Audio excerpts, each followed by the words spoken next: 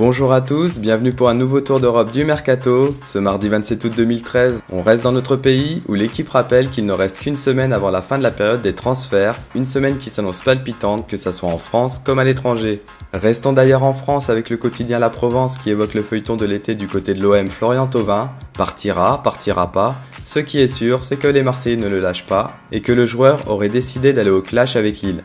Le récent champion du monde des moins de 20 ans veut rejoindre la cité phocéenne à tout prix. Le président de Lille ne cesse pourtant de répéter que Thauvin restera à 99,9% lillois.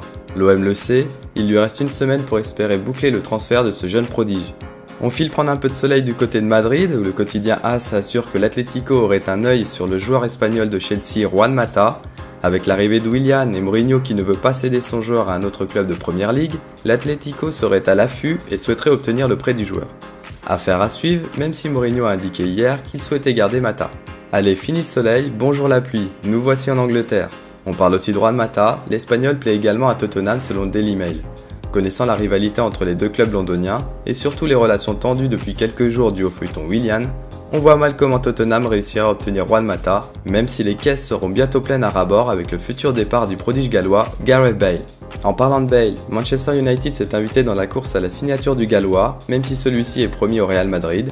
Le Daily Star indique même que Tottenham a répondu aux Mancuniens en indiquant qu'il faudrait débourser pas moins de 145 millions d'euros pour obtenir son transfert. Le quotidien anglais évoque aussi qu'un autre club, pour le moment non identifié, serait entré dans la course pour la signature de Bale et aurait transmis une offre.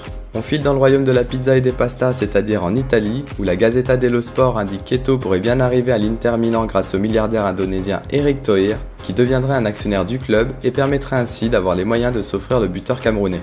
Le quotidien Il Romanista évoque lui l'arrivée imminente d'Adem Ljallic à l'AS Roma pour une somme d'environ 10 millions d'euros plus bonus. Ljallic serait le remplaçant idéal à Eric Lamela, de plus en plus proche de Tottenham. Le Corriere dello Sport annonce que l'AC Milan serait à l'affût de l'attaquant de la Juventus, Alessandro Matri. Il faut d'abord que Milan assure son ticket pour la Ligue des Champions face au PSV pour envisager sérieusement ce transfert qui pourrait coûter près de 12 millions d'euros. Voilà, c'est tout pour aujourd'hui. On se retrouve très vite pour un nouveau tour d'Europe. En attendant, vous pouvez suivre l'actualité en temps réel sur le site de Top Mercato. Nos applis mobiles et tablettes sont aussi à votre disposition. Idem pour nos chaînes YouTube et Dailymotion. À bientôt!